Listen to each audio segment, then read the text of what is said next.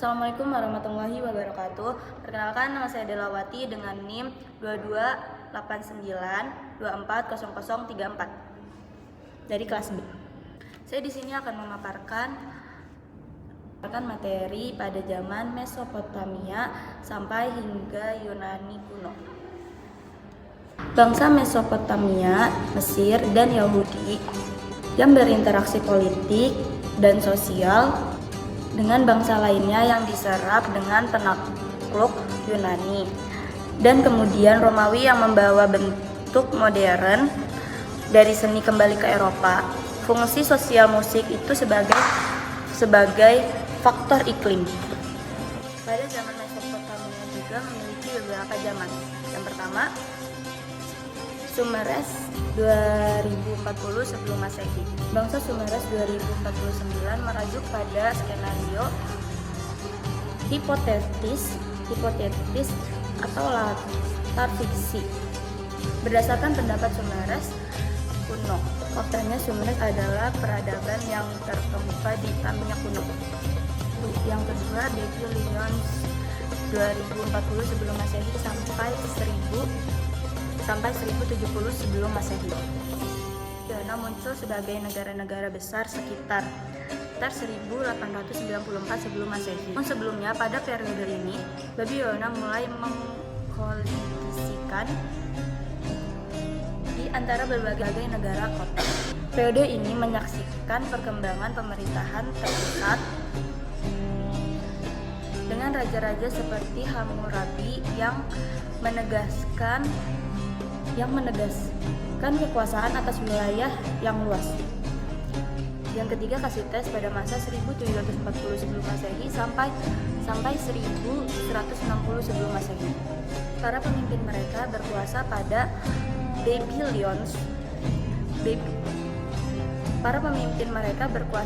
di Babilonia.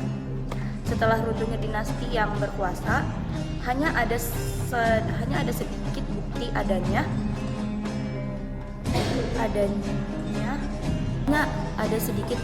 adanya masalah politik yang serius sebelum abad 13. Sumber penting untuk merekonstruksi dinasti Kasites adalah Kudrus. Yang keempat, Assyrians pada masa 1160 sebelum Masehi sampai 625 sebelum Masehi. Kerajaan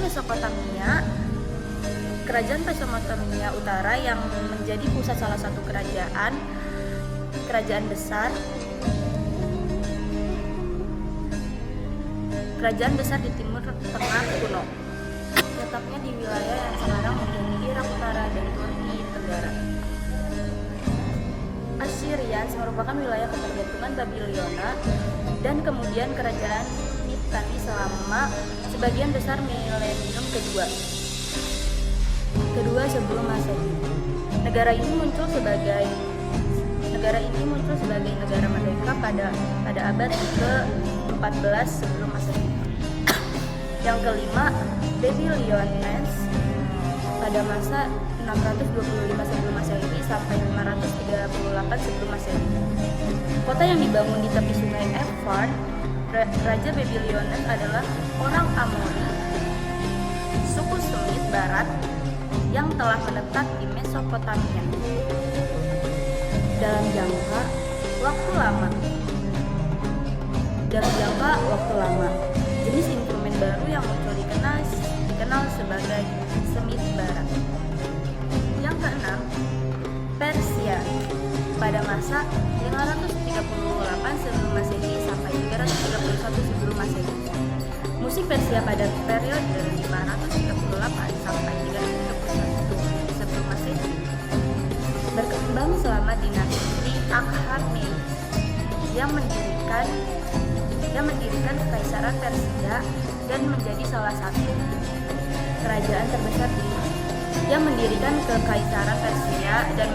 satu kerajaan terbesar di dunia kuno. Seni dan budaya Persia termasuk musik mendapat pengaruh dari berbagai peradaban yang mereka taklukkan. Musik Persia di era ini dipengaruhi oleh berbagai dalam kekaisaran. Yang ketujuh, Greek From pada masa 331 sebelum Masehi. Bangsa Yunani sangat dipengaruhi oleh kebangkitan Makedonia di bawah pemerintahan Raja Alexander Agung.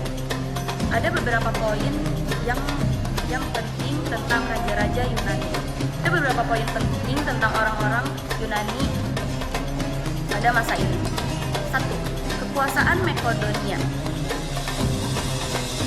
Kekuasaan Makedonia telah menjadi kekuatan dominan di Yunani. Yang kedua, pertempuran Gaugamela. Pada tahun 331 sebelum Masehi, kemenangan telak melakukan kekaisaran Persia di pertempuran Gaugamela. Yang ketiga, kebudayaan Helenistik yang ditandai dengan penyebaran budaya, bahasa, dan gagasan Yunani ke seluruh wilayah yang dilakukan oleh Alexander, termasuk Mesir dan berbagai yang ditandai dengan penyebaran budaya, bahasa, gagasan Yunani ke seluruh wilayah yang ditaklukkan oleh Alexander, termasuk Mesir dan sebagian Asia. Selanjutnya ada negara kota. Negara-negara kota Yunani seperti Athena, Thebes, dan Sparta masih mempertahankan otonomi pada tingkat tertentu. Meskipun